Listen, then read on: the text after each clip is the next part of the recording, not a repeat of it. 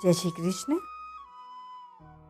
कस्माच्चितेन न मेरन्महात्मन् गरीयसे ब्रह्मणोऽप्यादिकर्त्रे अनन्तदेवेश जगन्निवास त्वमक्षरं सत्तत्परं यत्।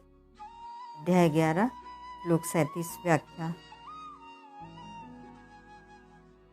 आदि रूप से प्रकट होने वाले महान स्वरूप आपको पूर्वोक्त सिद्धगण नमस्कार क्यों न करें। नमस्कार दो को किया जाता है। पहला, जिनसे मनुष्य को शिक्षा मिलती है, प्रकाश मिलता है, ऐसे आचार्य गुरुजन आदि को नमस्कार किया जाता है। और जिनसे हमारा जन्म हुआ है, उन माता पिता को तथा आयु विधा आदि से अपने से बड़े पुरुषों का नमस्कार किया जाता है। अर्जुन कहते हैं कि आप गुरुओं के भी गुरु हैं। गरीयसे। पतंजलि महाराज ने कहा है कि वे परमात्मा पहले से पहले जो ब्रह्मा आदि प्रकट हुए हैं उनके भी गुरु हैं। पूर्वेशामपि गुरु हो, योग दर्शन। और आप सृष्टि की रचना करने वाले पितामह ब्रह्मा जी को भी उत्पन्न करने वाले हैं। ब्रह्मणोऽप्यादि कर्त्रे। अतः सिद्ध महापुरुष आपको नमस्कार करें, यह उचित ही है। अनंत, आपको देश काल वस्तु व्यक्ति आदि किसी की भी दृष्टि से देखें, आपका अंत नहीं आता। तात्पर्य है कि आपको देश की दृष्टि से देखें तो आपका कहाँ से आरंभ हुआ है और कहाँ जाकर अंत होगा, ऐसा है ही नहीं। काल की दृष्टि से देखा जाए तो आप सबसे कब से हैं और कब तक रहेंगे, इसका कोई अंत नहीं है। वस्तु व्यक्ति आदि की दृष्टि से देखें तो आप वस्तु व्यक्ति आदि कितने रूपों में हैं, इसका कोई आदि और अंत नहीं है। सब दृष्टियों से आप अनंत ही अनंत हैं। बुद्धि आदि कोई भी दृष्टि आपको देखने जाती है तो वह दृष्टि खत्म हो जाती है, पर आपका अंत नहीं आता। इसीलिए सब तरफ से आप सीमा रहित हैं, अपार हैं, अगाध हैं। देवेश, इंद्र, वरुण आदि अनेक देवता हैं जिनका शास्त्रों में वर्णन आता है। उन सब देवताओं के आप मालिक हैं, नियंता हैं, शासक हैं, इसीलिए आप देवेश हैं। जगन निवास। अनंत सृष्टियाँ आपके किसी अंश में विस्तृत रूप से निवास कर रही हैं तो भी आपका वह अंश पूरा नहीं होता, प्रत्युत खाली ही रहता है। ऐसे आप असीम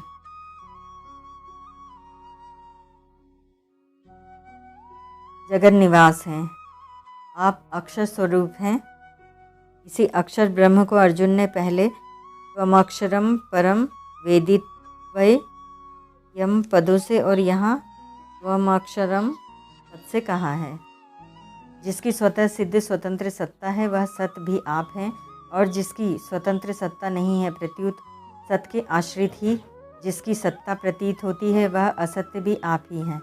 जो सत्य और असत्य दोनों से विलक्षण है, जिसका किसी तरह से निर्वचन नहीं हो सकता। मन, बुद्धि, इंद्रियां आदि किसी से भी जिसकी कल्पना नहीं कर सकते, अर्थात जो संपूर्ण कल्पनाओं से सर्वथा अतीत है, वह भी आप ही हैं। तात्पर्य यह हुआ कि आपसे बढ़कर दूसरा कोई है ही नहीं, हो सकता ही नहीं और होना संभव भी नहीं। ऐसे आपको नमस्कार करना उचित ही है। विशिष्ट भाव। 9वें अध्याय में आए सद सच्चा हम 9-19 पद से और यहाँ आए सद सत्परम यत् पदों से परमात्मा के सगुण रूप की अनंतता, समग्रता सिद्ध होती है। सत्य और असत्य दोनों सापेक्ष होने से लौकिक हैं और जो इनसे परे है वह निरपेक्ष होने से अलौकिक है। लौकिक और अलौकिक दोनों ही समग्र परमात्मा के रूप हैं। परमात्मा की परा और अपरा प्रकृति सत्य असत्य से परे नहीं है, पर परमात्मा सत्य असत्य से परे भी है। मतः परतरम नान्यत्किं विदस्ति धनंजय। गीता 7:7। सगुण समग्र के अंतर्गत तो निर्गुण आ सकता है, पर निर्गुण के अंतर्गत सगुण नहीं आ सकता, कारण कि सगुण में निर्गुण का निषेध नहीं है, जबकि निर्गुण में गुणों का निषेध है। अतः निर्गुण एक देशीय होता है, अर्थात उसके अंतर्गत सब कुछ नहीं आता, परंतु सगुण समग्र के अंतर्गत सब कुछ आ जाता है, कुछ भी बाकी नहीं रहता। इसलिए अर्जुन सद सत परम यत् पदों से मानो यह कहते हैं कि सत्य भी आप हैं, असत्य भी आप हैं, और सत्य असत्य के सिवाय जो भी हमारी कल्पना में आ सकता है वह भी आप ही हैं। ज्ञान की दृष्टि से जो न सत कहा जा सकता है और न असत कहा जा सकता है, वह अनिर्वचनीय तत्व भी आप ही हैं। तात्पर्य है कि आपके सिवाय न तो कोई हुआ है, न कोई है, न कोई होगा और न कोई हो ही सकता है, अर्थात केवल आप ही आप हैं। ओम तत्सत।